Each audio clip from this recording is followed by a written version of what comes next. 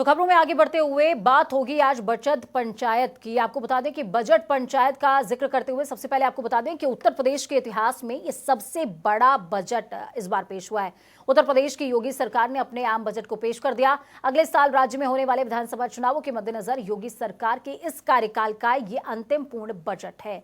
योगी सरकार ने इस बजट को पूरी तरीके से पेपरलेस पेश किया है। वित्त मंत्री सुरेश खन्ना भी विधानसभा में एप्पल के कंप्यूटर से बजट पेश करते हुए नजर आए। यूपी सरकार का यह बजट प्रदेश के इतिहास का अब तक का सबसे बड़ा बजट है। इस बार का बजट कुल 5,50,270 करोड़ 78 लाख रुपए का है। कृषि कानून पर मचे बवाल से इतर यूपी सरकार ने किसानों को खेती के लिए मुफ्त पानी देने, सस्ता लोन उपलब्ध कराने का ऐलान किया है।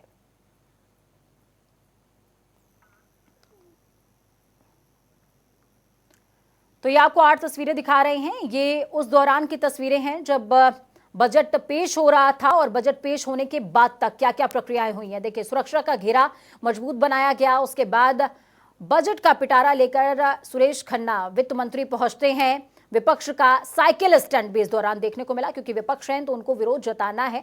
विरोध जताने के लिए चूंकि महंगाई चल रही है इस समय, साइकिल लेकर के पहुंचे थे। मंत्रियों की एंट्री होनी शुरू हुई। बजट का आगाज हुआ, पेश हुआ यूपी का बजट। ये तस्वीरें आपको इस बात की तस्दीक करेंगी कि कैसे उत्तर प्रदेश के इतिहास में सबसे बड़ा बजट पेश हुआ है। पेपरलेस बजट था। पेपरलेस बजट की भी एक तस्वीर आपको दिखा रहे हैं। उसके बाद सीएम ने इस बजट की उपलब्धियां गिनाई हैं।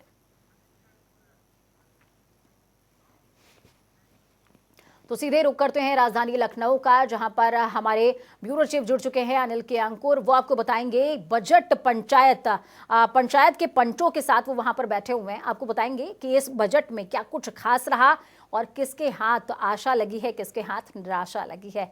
अनिल जी, बजट पेश हो चुका है, किनके किनकी उम्मीदों पर खरा उतरा और किसको थोड़ा सा निराश होना पड़ा है?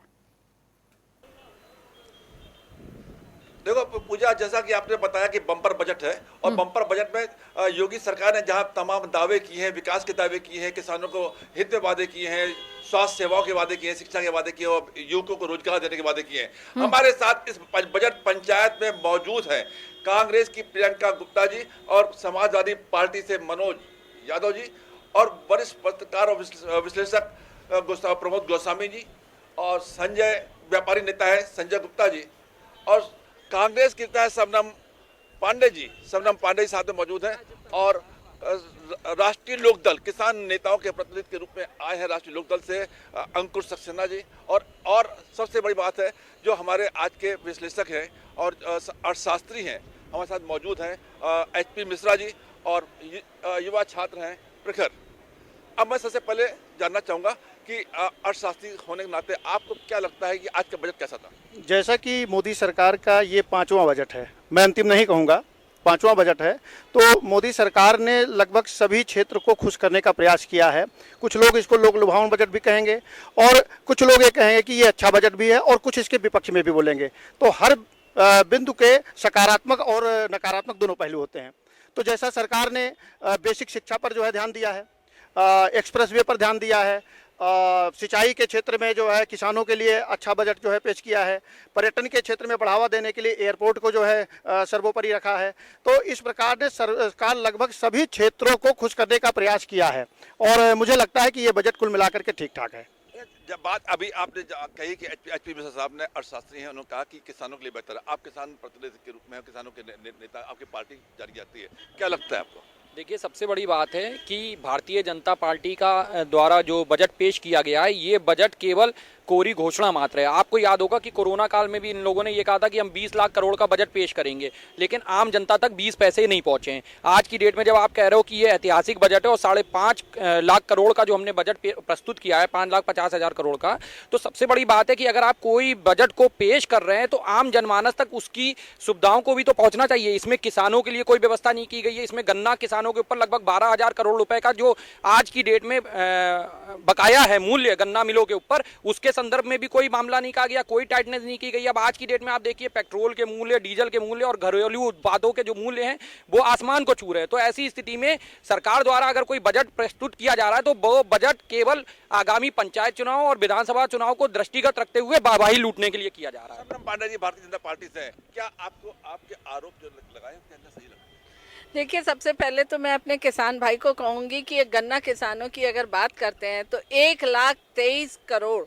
रुपए का भुगतान सबसे पहली उत्तर प्रदेश की ऐसी सरकार रही जिसने कि अगर देखा जाए पिछली सरकार के 5 साल में जो कुल उन्होंने भुगतान किया होगा उससे भी 27 करोड़ ज़्यादा है। तो इसलिए इस बात का आरोप लगाना इस सरकार पे, तो सरकार किसानों को कर्ज तले दबाना नहीं चाहती, उनको उनकी आय को दुगना करना चाहती है। इसलिए अगर जल की सुविधा देखा जाए, उनकी सामाजिक सुरक्षा की सुविधा देखा जाए, उनके जो संसाधन है जो किसानों को के कृषि में क्षेत्र में इस्तेमाल होता है, उस पर कहीं ना कहीं उन्हें बहुत बड़ी बजट देके उनको मजबूत करने का काम किया। और देखा जाए तो ये लोक कल्याणकारी बजट है और समग्र विकास का बजट है। इंफ्रास्ट्रक्चर देखिए तो इंफ्रास्ट्रक्चर पे करा है जिससे रोजगार भी हमें मिलेगा। शिक्षा के क्षेत्र में देखिए महिलाओं को जितना सशक्त किया है, जन्म लेने से लेके रोजगार लेने तक या निराश्रित महिलाएं सबको बजट में जगह दिया गया। पुलिसिंग को देखा जाए, किसान को देखा जाए, व्यापार को देखा जाए, हर क्षेत्र को छुआ। हमारे बगल में व्यापारी नेता संजय गुप्ता जी मौजूद है। संजय गुप्ता जी से पूछना चाहेंगे कि संजय गुप्ता जी, आप कितना सहमत है सबनम पांडे की बात से? आज के बजट ने प्रदेश के व्यापारियों को बहुत निराश किया। हम लोग ये मान रहे थे कि चुनाव का बजट ये होगा तो व्यापारियों के लिए बहुत इसमें इंतजाम होंगे। कोविड-19 के बाद का ये बजट था और यूपी के चुनाव के पहले का बजट था, तो हम लोग ये मान के चल रहे थे कि व्यापारियों की इसमें पूरी देखरेख होगी, लेकिन व्यापारियों के लिए इस बजट में कुछ भी नहीं था। इस समय वर्तमान में विदेशी ई कॉमर्स अमेजॉन और फ्लिपकार्ट जैसी कंपनियों से प्रदेश का व्यापारी परेशान था। हम लोग चाह रहे थे कि ई कॉमर्स के लिए कोई पॉलिसी आए, उसकी कोई घोषणा नहीं हुई। नगर निगम के कॉमर्शियल हाउस टैक्स आवासी से 5 गुना है, हम लोग उसको चाहते थे कम हो, उसके लिए कोई बात नहीं हुई। व्यापारियों के लिए स्वास्थ्य बीमा योजना होना चाहिए था, उसकी कोई बात नहीं हुई। कुल मिला के आज के बजट में प्रदेश के व्यापारियों की बिल्कुल चिंता नहीं हुई और साथ ही साथ सरकार ने एक बहुत अच्छा मौका गंवा दिया। आज डीजल और पेट्रोल पर वैट की दरें कम करके देश के सभी राज्यों को एक दिशा दे सकती थी और देश के सभी राज्यों को, पूरे देश की जनता को राहत देने का काम कर सकती थी प्रदेश के साथ साथ।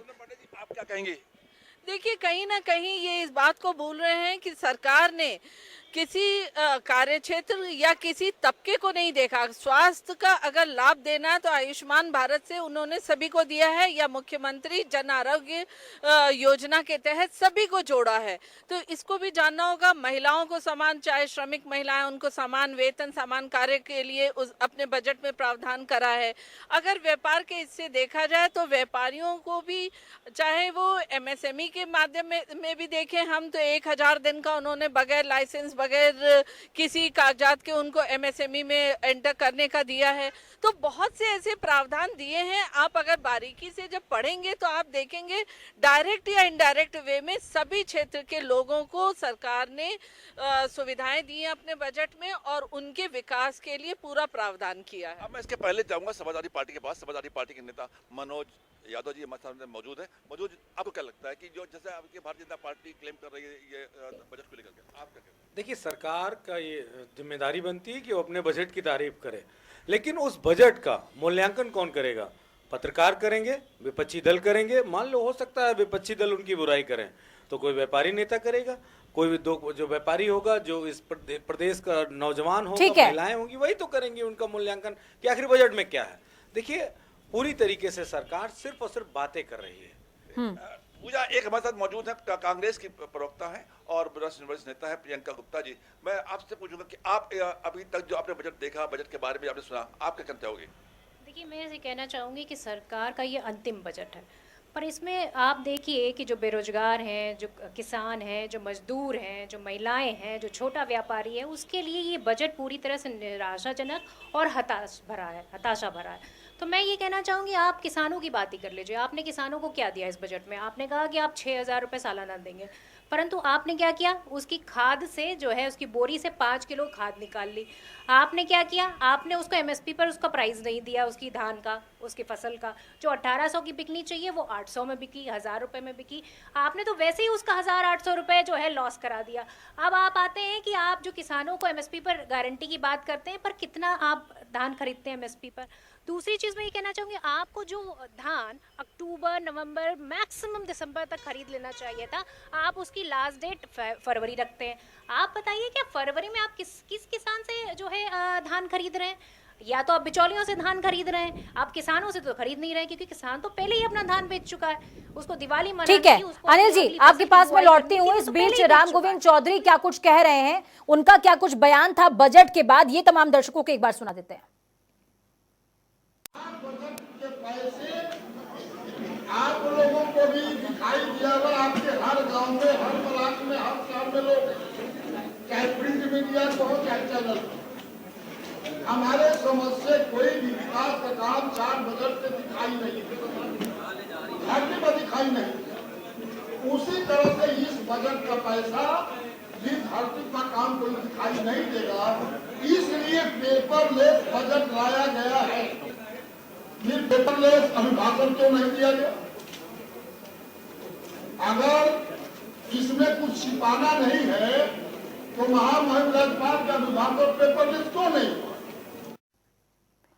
तो पहले आपको सुना देते हैं कि आराधना मिश्रा क्या कुछ कह रही हैं, किस तरीके से पक्ष और विपक्ष पर निशाना साधती नजर आ रही है। देखिए, पेपरलेस बजट नाम दिया और बड़ी पीठ थपथपा रही है सरकार की, ये पेपरलेस बजट है। मैं कहूंगी कि ये ट्रुथ लेस बजट है, सत्यहीन बजट है।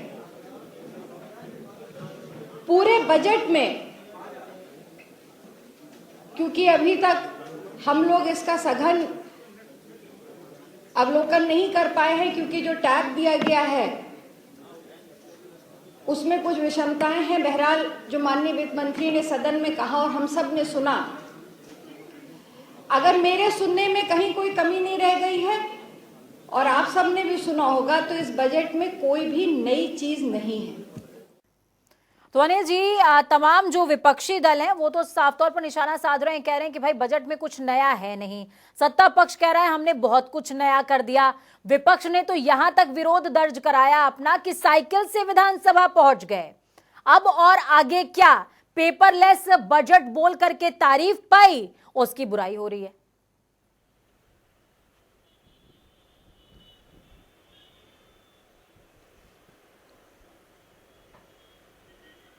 जी अनिल जी। जी पूजा जी, देखिए आपने भी सही मुद्दा उठाया है और ये बात सही है कि मतलब विपक्ष अपने दावे कर रहा है, आरोप लगा रहा है और सत्ता पक्ष अपने दावे कर रहा है। देखिए हमारे सामने खड़े छात्र हैं प्रखर, आपको क्या लगता है? इस बार जैसे योगी सरकार ने 5वां बजट पेश करा है, मगर इस बार और काफ़ी युवाओं को रोजगार मिलने का वादा किया गया है और हर बार की तरह इस बार भी योगी सरकार ने कहा है कि रोजगार मिलेगा और कोरोना के बाद जो भी बेरोजगार हो गए उनको रोजगार मिलने और युवाओं को रोजगार मिलने में फ़ायदा में आसानी होगी। चलिए, प्रखर तो बजट से काफ़ी सहमत है। हमारे साथ जो विश्लेषक हैं एचपी मिश्रा जी से पूछूंगा कि आपको और क्या खास चीज़ लगी जिसमें कि इस बजट में जैसे 1 से 8 तक के बच्चों को निःशुल्क किताब, स्टेशनरी और इसके अलावा जो है ड्रेस और भी सारे चीज़ जो मिड डे मील की व्यवस्था की गई है। तो ये भी कुल मिलाकर के यदि इस पर क्रियान्वयन होता है तो ये बच्चों के लिए बहुत अच्छा होगा, जैसा कि स्टूडेंट्स के लिए भी कि जो प्रतियोगी छात्र हैं। अनिल जी, एक सवाल आप यहाँ पर किसान नेता जो मौजूद है उनसे भी कीजिए और तमाम जो विपक्षी मौजूद हैं उनसे भी ये सवाल कीजिए कि बार बार किसान गन्ना के रेट की बात कर रहे थे। जी, गन्ने के रेट की वो बात कर रहे थे। गन्ने का रेट और पेट्रोल डीजल से वो कितना सहमत हो पाए, क्योंकि ये इन दोनों को लेकर के किसी तरह का कोई प्रावधान रहा नहीं। अच्छा, ये क्या किसान जो गन्ना मूल्य को लेकर के बात चल रही थी, इसमें आपको क्या लगता है बजट में क्या स्थिति है? देखिए, किसानों का गन्ना मूल्य को लेकर बजट में आप बताइए 12,000 करोड़ के करीब उत्तर प्रदेश के किसानों के का बकाया है बड़ी बड़ी चीनों मिलों के ऊपर और उद्योगपतियों की ये सरकार है। आप केवल क्या कर रहे हो, आज की डेट में आप प्राइवेटाइजेशन की तरफ बढ़ रहे हो, लेकिन आम आदमी को क्या चाहिए? आम आदमी को रोजी रोटी कपड़े मकान से मतलब है। आपने जो आज की डेट में बजट प्रस्तुत किया है वो आम आदमी की थाली से रोटी का जो निवाला है उसको छीनने वाला बजट है। और केंद्र सरकार के द्वारा जो प्राइवेटाइजेशन की तरफ 3 कृषि बिलों को लेकर कार्य किया जा रहा है, 3 एक्टों को लागू किया जा रहा है, आपका जो बजट है कहीं ना कहीं उसी दिशा में आप कह लीजिए केंद्र सरकार के अनुपूरक बजट के तौर पे है और कहीं ना कहीं प्राइवेटाइजेशन की बढ़ती हुई क्रियाशीलता को देखते हुए आम जनमानस और किसान कानूनों के फेवर में होते हुए किसान विरोधी है। आरएलडी के नेता अंकुर सक्सेना का ये कहना है कि ये किसान विरोधी है, लेकिन मैं शबनम पांडे का उत्तर लूं इसके पहले मैं जाऊंगा वरिष्ठ पत्रकार और विश्लेषक प्रमोद गोस्वामी जी के पास। प्रमोद गोस्वामी जी, आपको क्या लग रहा है? अंकुर जी देखिए, जो हमेशा हर सरकार जब चुनाव से पूर्व बजट आता है वो लोक लुभावन होता है, वही ये बजट है। किसान के मुद्दे पे मैं वही किसान के मामले पर ही नहीं, बाकी सरकार ने हर क्षेत्र को, चाहे वो युवा हो, अधिवक्ता हो, वकील हो, चिकित्सा का क्षेत्र हो, हर क्षेत्र में कुछ ना कुछ देने का काम किया है। और वो स्वाभाविक है चुनाव को दृष्टिगत रखते हुए। जो आपने किसान की बात करी है, तो किसान को 1800 करोड़ रुपए का इस बजट में प्रोविज़न किया गया। महिलाओं के लिए 1732 करोड़ रुपए का प्रोविज़न किया गया है। लेकिन एक चीज़ ज़रूर ये है कि जहां इंडस्ट्रीज को इस बात की एक नाराज़गी है कि उन्होंने कहा था कि इसमें हम बहुत राहत देंगे। इंफ्रास्ट्रक्चर के स्तर पर तो सरकार ने, चाहे वो एक्सप्रेसवे हो, चाहे वो और छूट हो, वो दिया गया। लेकिन डायरेक्ट इनडायरेक्ट तो लाभ इंडस्ट्रीज को मिला है, लेकिन डायरेक्ट लाभ की जो बात सरकार कहती रही है, उससे मायूसी इंडस्ट्री के क्षेत्र के लोगों की है। ठीक है, आपने एक मुद्दा उठाया कि महिलाओं को काफी दिया है। मैं मेरे साथ प्रियंका गुप्ता जी हैं। प्रियंका गुप्ता से पूछना चाहूंगा कि आप क्या लगता है कि महिलाओं को इस बजट में काफी उम्मीदें हैं? देखिए, महिलाओं की जो उम्मीदें हैं, मैं पहले भी कह चुकी हूँ, पूरी तरह से निराशा और हताशा ये हाथ लगी और कुछ भी हाथ नहीं लगा। अब जिस तरह से देखिए कि इन्होंने निराश्रित महिलाओं के लिए 500 रुपये महीने का प्रावधान किया है। आप एप्पल के लैपटॉप से ये घोषणा करते हैं कि निराश्रित महिलाओं को 500 रुपये जो है महीना देंगे, तो क्या मतलब निकलता है? आज समाज में 500 रुपये महीना 16-17 रुपये पर डे के हिसाब से मिलता है। क्या वो महिला खाएगी और क्या महिला वो बचाएगी? आपको करना है तो कुछ सॉलिड करिए। उस महिला को आप रोजगार दीजिए, उसको आप नौकरी के अवसर दीजिए, उसको आगे बढ़ने, उसके आत्मसम्मान के लिए आप उसके लिए कुछ करिए। सिर्फ बातों से काम नहीं चलेगा। ये सरकार पोस्टर तो बैनर पे जितना खर्च करती है, अगर महिलाओं के उत्थान पे उतना खर्च कर देती तो मुझे लगता है आधी समस्या वैसे ही सॉल्व हो जाती। प्रियंका जी का कहना है कि बैनर पोस्टर पर सरकार ज्यादा पैसा खर्च करती है। मनोज यादव जी समाजवादी पार्टी से बहुत देर से बोलने की इच्छा जाहिर कर रहे हैं। देखिए, जैसा कि कहा गया, बाहर किसान से जुड़ी बात हाँ, किसान से जुड़ी बात कहूंगा, लेकिन कुछ तथ्य बताना आपके दर्शकों को जरूरी है। सबसे बड़ा बजट उत्तर प्रदेश का पेश किया गया। इस लखनऊ में जहां हम खड़े हैं, 170 सड़कें टूटी हैं, सरकार के पास पैसा नहीं है। तो आप ये बताइए, हकीकत क्या है, फसाना क्या है? आखिर ये तो भी पता चलना चाहिए। किसानों को लेके सरकार ने छला है। आप 1800 करोड़ रुपए लेके आ रहे हैं, 20,000 रुपए करोड़ लेके आ रहे हैं, लेकिन अगर किसानों तक उनका हक नहीं पहुंचा, क्यों नहीं है उत्तर प्रदेश की सरकार ने, डबल इंजन की सरकार ने, हमारी तो मान लो लमरेटा वाली सरकार थी ना, आपकी डबल इंजन की सरकार थी, आपको क्यों पंजाब और हरियाणा के मॉडल पे किसानों के लिए हमने एमएसपी और खरीद अपनी व्यवस्था नहीं क्यों ले आए? क्या उत्तर प्रदेश क्षेत्रफल के आधार पे छोटा है क्या उत्तर प्रदेश में अगर कृषि के संबंधित किसानों को मदद की जाती तो क्या उत्पादन और ना बढ़ता, और चीजें ना होती? आप क्यों नहीं कर पाए? क्योंकि फिर उस बात को कोई नहीं करा। मैं कह रहा हूं, आपका तो सिर्फ धर्म पे ही फोकस है। वो काशी की बात करोगे, अयोध्या की बात करोगे, हम उसके विरोधी नहीं है, लेकिन सवाल उठेगा कि इस प्रदेश की आम जनता के लिए क्या है? आप अपने एजेंडे को तो पूरा कर रहे हैं, लेकिन जनता का कोई एजेंडा नहीं पूरा हो रहा। आपने बिल्कुल जो मुद्दे उठाए, अब आपके सवालों का उत्तर मैं व्यापारी नेता संजय के उत्तर पाता हूँ। उससे पहले मैं उत्तर चाहूंगा शबनम पांडे जी, भारतीय जनता पार्टी। जी देखिए, कहीं ना कहीं विपक्ष झूठ बोलता है। इसका साफ उदाहरण आपको दिखा कि साइकिल टायर पंचर वाली साइकिल की सरकार को लमरेटा की सरकार बता रहे। मतलब काम तो किया नहीं, कुछ बढ़ा के बोल देना। जो काम हम करते हैं तो हम पे आरोप लगाते हैं कि हमारा फीता काट रहे हैं। तो इसी से आप देखिए, साफ तौर पे देखिए, साइकिल वो भी टायर पंचर वाली सरकार थी वो। और आज सरकार ने समग्र विकास किया। अगर चीनी मिलों की ये बात करते हैं तो 19 चीनी मिलों को सपा ने बेच डाला था। हमने उसको चालू स्थिति में किया, उसकी क्षमता भी बढ़ाई।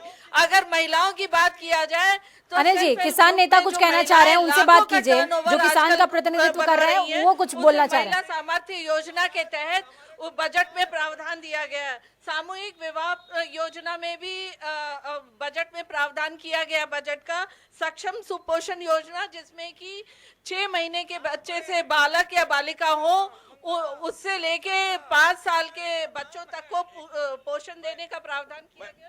मैं चाहूंगा कि किसान नेता बहुत देर से अपना मूल्य कर लेते हैं। सबसे बड़ी बात है, मैं भारतीय जनता पार्टी के प्रवक्ता महोदय से केवल इतनी बात जानना चाहता हूं कि 2017 से लेके 2022 आने वाली है, आपने अगर किसान हितैषी इतनी बन रही है तो ये बात बताइए, आपने किसानों के गन्ना समर्थन मूल्य में कितनी वृद्धि की है, कितने रुपए की वृद्धि की है और कितनी बार वृद्धि की है? देखिए, सबसे पहली चीज बता रही हूँ, आप सीधे आप बताइए कि 2017 आप ये मुझे बताइए, आज तक की एक सरकार ने आपके अकाउंट में 1 रुपए भी दिया है? हम 6,000 सालाना दे रहे हैं और देखिए एमएसपी पे खरीद भी आज देश में, केवल उत्तर प्रदेश में नहीं, सबसे ज्यादा खरीदारी करने वाली केवल एनडीए सरकार है। और उस पर भी देखिए, आप राजनीति से प्रेरित होकर कहेंगे, पर अगर जो सच्चा किसान होगा वो निश्चित तौर पे एनडीए द्वारा किए गए कार्यों को सराह रहा है, क्योंकि आज पहली बार है कि किसान सम्मान योजना के तहत 6,000 रुपए सम्मान योजना के अंतर्गत किसान के ऊपर 15,000 करोड़ रुपया उत्तर सोलर प्रदेश की पंप गन्ना का किसानों प्रावधान हो रहा है। मिलों के ऊपर हमारे बताया है। बजट में आप 15,000 आगे सोलर पंप का डीजल, प्रावधान हुआ, पेट्रोल के रेट बढ़ पानी चुके हैं, मुफ्त दिया बोरी जा रहा है, केवल आप सिंचाई कोई परियोजनाओं वृद्धि को न करके गति केवल दी जा रही है, कर्ज में लाद रहे हैं, यूरिया किसान क्रेडिट और कार्ड के नाम तमाम पे। फर्टिलाइजरों को सब्सिडी में दिया जा रहा है। तो आज हमने किसानों के हाथ को मजबूत करने का काम किया है। गन्ना समर्थन मूल्य में कितने रुपए की वृद्धि की आपने? केवल सीधा जवाब दीजिए आप। 2017 से लेके 22 देखिए, जो मैं आपसे कह रही हूँ उसका जवाब तो आप दे नहीं पा रहे कि जो सरकार, तो किसानों के लिए तो जो हितैषी का काम मैंने किया, आप नकारिए कि हमारी सरकार ने नहीं किया, आप उसको नकार नहीं पा रहे। एक बार भी शोक संदेश तक नहीं, आपने एक बार भी दुख व्यक्त नहीं किया है। पक्ष में मत बोलिए, आप नकार नहीं पाएंगे। मैं इस देश का नागरिक हूँ, मैं इस देश का नागरिक हूँ, पार्टी का प्रतिनिधित्व कर रहा हूँ, बोलूंगा नहीं, आप बोलिए, लेकिन जो मैं बोल रही हूँ कि आप नकार पाएंगे? क्या नहीं कर रही है सरकार?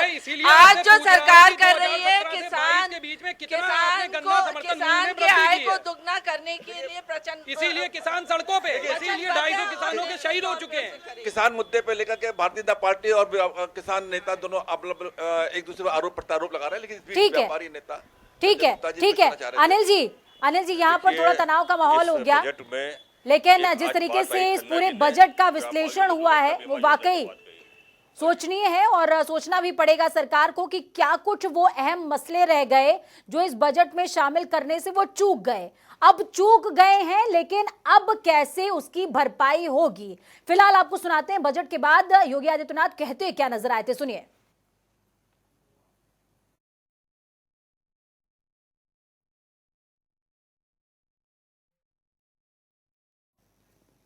चलिए ठीक है, बजट पंचायत में फिलहाल वक्त यहाँ पर छोटे से ब्रेक का। ब्रेक के उस पार खबरों का सफर लगातार जारी, बने रहिए जनता टीवी के साथ, क्योंकि हमें आपकी ताकत, अपना और अपनों का बहुत ज्यादा ख्याल रखिए। नमस्कार।